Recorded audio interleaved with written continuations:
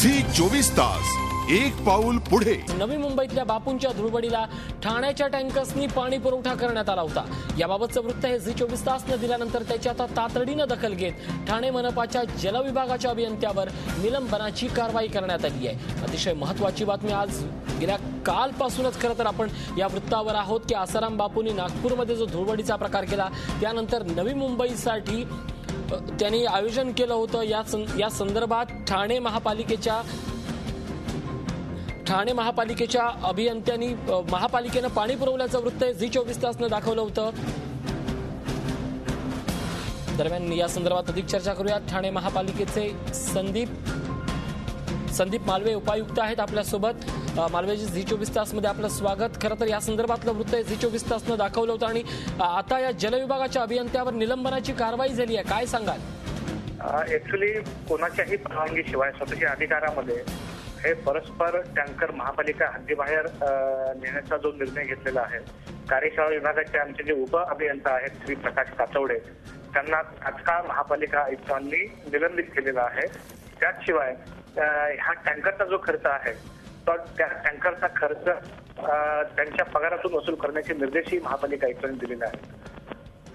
नक्कीच या संदर्भात हा टँकरचा जो खर्च आहे तो त्यांच्या पगारातून वसूल होईल, हा खरं तर स्तुत्य निर्णय आहे। मात्र ही निलंबनाची कारवाई या संदर्भात तुम्ही आणखीन काय सांगाल? ही किती दिवसांसाठी असणार आहे? या संदर्भात आणखी कुणाकुणाची चौकशी होणार आहे त्याबद्दल काय सांगाल? महापालिका आयुक्तांनी पाणी पुरवठा विभागाचे प्रमुख जे आहेत अधिकारी त्यांना ह्या संदर्भातली चौकशी करण्याचे आदेश तातडीने दिलेले आहेत आणि या विषयाची गंभीर दखल घेत आयुक्त महोदयांनी तात्काळ संबंधित इंजिनियरला निलंबित करण्याचे आदेश दिले। नक्कीच या संदर्भात माळवे एक सर्वसाधारण प्रश्न असा उपस्थित होतो की महापालिकेची हद्द सोडून ज्यावेळी टँकर तो क्षेत्र सोडून बाहेर जातं, दुसऱ्या महापालिकेच्या हद्दीत जातं आणि ज्यावेळी आगीसारखं अग्निशमनासारखं महत्वाचं कारण नसतं, पाण्याची मागणी हे कारण नसतं, अशा वेळेला महापालिकेच्या कोणत्या संबंधित अधिकाऱ्यांची कारवाई परवानगी घेणं आवश्यक होतं आणि ती घेतली गेली होती का? नाही, एक्झॅक्टली हाच मुद्दा माननीय महापालिका आयुक्त महोदयांनी कन्सिडर केलेला आहे की कोणाच्याही परवानगीशिवाय ऍटलिस्ट पाणी पुरवठा विभागाच्या प्रमुखांनाही याविषयी कोणतीही माहिती दिलेली नसताना सुद्धा आणि स्वतःच्या अधिकारामध्ये महापालिका हद्दीबाहेर हा टँकर नेण्याचा निर्णय घेतल्यामुळे महापालिका आयुक्तांनी संबंधित अधिकाऱ्याला तात्काळ सस्पेंड करण्याचे आदेश दिलेले आहेत आणि त्यांना त्यांच्यावरती तातडीने कारवाई केलेली आहे। नक्कीच अतिशय महत्वाचा आणि स्तुत्य असा निर्णय या क्षणाला घेतलेला आहे ठाणे मनपानं। ज्या जलविभागाच्या अभियंत्यानं हे टँकर पुरवले होते त्याच्यावर निलंबनाची कारवाई केली आणि एवढंच नाही तर या सगळ्या टँकरची रक्कम वसुली त्यांच्या पगारातून होणार आहे। धन्यवाद संदीप माळवे आमच्याशी बोलल्याबद्दल। नवी मुंबईत पाण्याची नासाडी करणाऱ्या आसाराम बापूंच्या भक्तांनी आणखीन एक कमाल केली आहे। पाण्याच्या नासाडी विरोधात आवाज उठवणाऱ्या मीडियावरच बापूंच्या भक्तांनी दगडफेक केली आहे। ऐन दुष्काळात धुळवड साजरी करण्यावरून अडचणीत आलेले असतानाही संत म्हणून घेणारे आसाराम बापू हे आडमोठ्या भूमिकेवर कायम राहिले। नवी मुंबईत साजऱ्या होणाऱ्या धुळवडीच्या कार्यक्रमाला झालेल्या विरोधानंतरही बापूंची धुळवड साजरी झाली। त्याचबरोबर सरकारच्या आदेशानंतर नवी मुंबई मनपानं टँकरची परवानगी नाकारल्यानंतर ठाण्यातून या धुळवडीसाठी पाणी आणण्यात आलं आणि बापूंची धुळवड साजरी झालीच। आपण कुणालाच कसे जुमानत नाही हेच आसाराम बापूंनी यातून दाखवून दिलंय।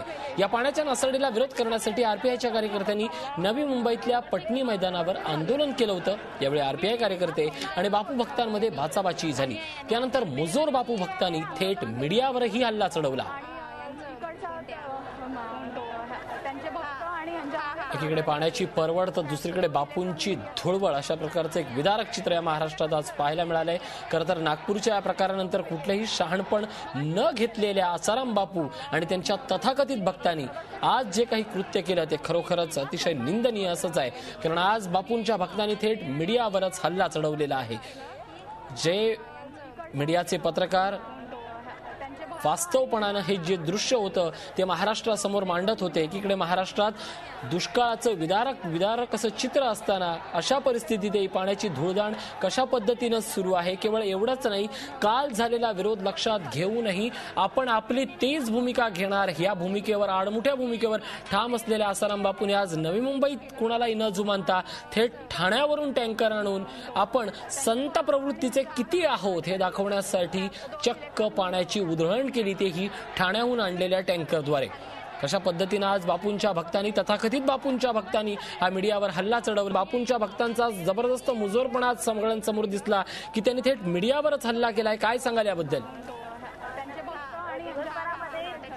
हा सत्संगाचा कार्यक्रम सुरू आहे आणि त्याच वेळेला आरपीआयच्या कार्यकर्त्यांनी इथे आसाराम बापू यांना विरोध दर्शवण्याची घोषणा सुरू केल्या आणि त्यांनी त्यांच्या मंडपामध्ये प्रवेश केला. याच वेळेला हे कव्हरेज करणाऱ्या मीडियावरतीच त्यांच्या भक्तगणांनी मीडियावरती हल्ला केला. यामध्ये दगडफेक केले तर 2 कॅमेरामन याच्यामध्ये जखमी झालेले आहेत.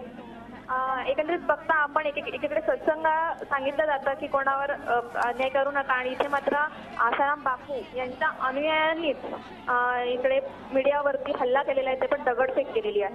नक्कीच हा कसला सत्संग या निमित्तानं हा प्रश्न उपस्थित होतोय. दरम्यान या संदर्भात स्वाती, ज्यावेळी तुम्ही अशा बापूंच्या भक्तांबद्दल काही बोलला असाल त्यावेळी त्यांच्या बोलण्यात ही भूमिका देखील आपल्याला समोर दिसली होती. धन्यवाद स्वाती या सगळ्या माहितीबद्दल. झी 24 तास एक पाऊल पुढे.